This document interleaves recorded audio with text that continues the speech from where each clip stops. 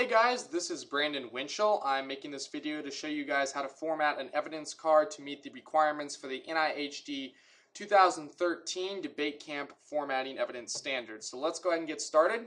Open up a Word document. Now this is specifically Word document 2012, but essentially any Word document is going to look fairly similar to this.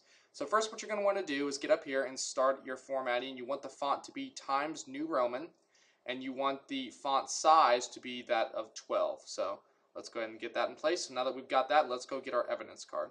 I've already pulled up an evidence card on the internet, this one specifically from Heritage Foundation. I already know what I want. I want the bottom section of the card right here that starts off. Let's just take this entire chunk. This is what I want the card. So you're going to left click at the top and just drag over the card. And when you got it, release the left click, right click the card, hit copy, go back down to the Word document, go over here, right click, and it's going to give you three pasting options. These two make the card formatting a little bit weird, so just go with the one that has A over it and click that. There we go. There's the evidence card. Now what we're going to do is we're going to collapse it down to one paragraph and get rid of all the spaces. So go over here, hit delete, and then we're going to put space. Get over here, hit delete again, space, delete, space, delete, space. There we go. Now everything's one paragraph. Now you may notice that while it's one paragraph, there's a lot of white between the text here. That's only two actual spaces, but there's a lot of white in between the text. We're going to get rid of that by selecting the entirety of the card, going up here, and we want to put 1.0 line spacing. There we go. Also, you're going to see that there's this awkward white space down here at the end of the card that's not an actual space I can click on. It just appears when I highlight it. We'll get rid of that by, again, selecting the card, right-clicking, hitting paragraph, and spacing, we want to bring that down to 0. Don't really need to worry about why it does that. Just go ahead and follow those steps and the formatting of the card will come out way better. So now that we've got that, let's go ahead and select up here, hit enter twice so we have room to put in our credentials for the card. Let's go back to the Internet Explorer article over here. Or, excuse me, not Internet Explorer, Google. Internet Explorer, who wants that? Alright, so let's go ahead and start off with the credentials. The author, we're going to start off with the author name. His name is Rob Bluey. I think I'm pronouncing that right. We're going to go click on his name and get his credentials over here. I'm going to assume that these are all very good credentials. The point of this video is just to show you guys how to format, but obviously make sure your credentials are actually credentialed and that it's not just a bunch of frivolous text. Make sure that it's actually showing the guy knows what he's doing. So select his credentials, right click, hit copy, go back over to the Word document, up here, right click, and again hit paste with the A option to make it natural. Now we're going to type out his name, Rob Bluey, and then we're going to put it in parentheses his credentials. Go back down here to the bottom, get rid of the period, put again the parentheses, then comma. Excellent. Now we have his credentials. Let's go get the credentials for the organization, which would be the Heritage Foundation.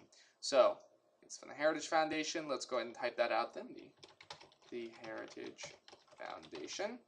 We're going to want credentials for the Heritage Foundation. The best way and easiest way to get credentials for them is usually by Wikipedia. So let's open up a new tab up here at the top and just type in the Heritage Foundation. Oh, look at that. I already knows I'm going to type it. The Heritage Foundation Wikipedia. So go over to Heritage Foundation Wikipedia, open it up. Again, I'm not going to read all these credentials. I just want to show you guys how to format it, make sure the credentials are good, but these are pretty good credentials. Highlight it, copy, go over to the Word document, open it up again. Come over here, put it in parentheses, then right-click, hit paste with the A. You can put the parentheses at the bottom. Again, let's go ahead and collapse this to make it one paragraph. Also, you're going to want to get rid of these numbers that Wikipedia inserts for footnotes. You don't need those in the credentials. Just get rid of the footnote numbers here.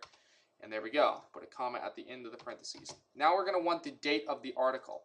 The date of the article, go back here, get off of Rob Bluey's credentials, back to the original article, was that of January 16th, 2011 at 10 a.m. You're not going to need the 10 a.m. part. Hooray. So let's go ahead and get January 16th, 2011. January 16th, 2011, comma. Then we're going to put the name of the article in quotation marks. So first quotation mark, let's go get the name of the article right here. Anti-drilling policies costing federal government billions of dollars in lost revenue. Copy that. Go over to the Word document. Go ahead, once again, right-click, paste with the A. Excellent. Now you're going to put the in quotation mark there. Comma. And last but not least, we're going to get the hyperlink or the internet link to the article. Just go up here to the top, right-click it, hit copy, go down to the Word document, come on over here, right-click, and hit paste once again with the A. And hit enter just to get that nice blue formatting. You're going to want to keep one space between the card and the credentials. So now let's go ahead and underline what we're going to read. Now we want to read the author's name. So Rob Bluey, we're going to underline that. We're going to underline the Heritage Foundation because we want the name of the organization. So we're going to underline that. And we're going to underline the date of the article. Just put the year. The actual day is not that relevant. It only comes up if it's for context when the argument of the exact day comes up in a debate round. But for just reading the card, you only need really the year. So now it's going to go down to the card itself. Let's go ahead and take the parts of the card we actually want. I've already read this card in advance, so I know exactly what parts I want. The trick here is to not underline too much, just underline exactly what you need. So go ahead and select the parts of the card you want. I'm going to take all the way up to here. I'm going to go up to the top, hit underline. I'm going to go down here, and I want it from this part to about the Gulf of Mexico. That's good. And then this last part about why leave so much money uncollected, especially at a time of rising deficits. That makes for a good conclusion. Go ahead and underline that. And we'll put that underline.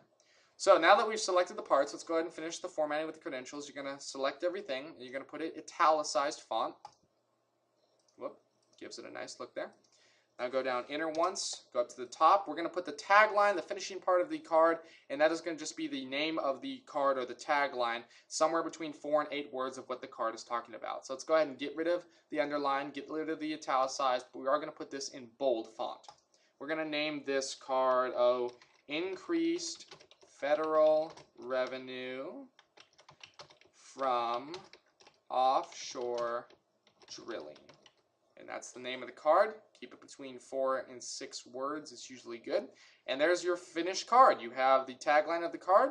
You have the credentials block with the parts you're reading underlined, the entirety of the credentials italicized, a space between your credentials and the actual card, and the actual card itself and the underlined parts of the card you're actually going to read. And that is basically how you format a card for the NIHD 2013 Debate Camp Evidence Formatting Standards.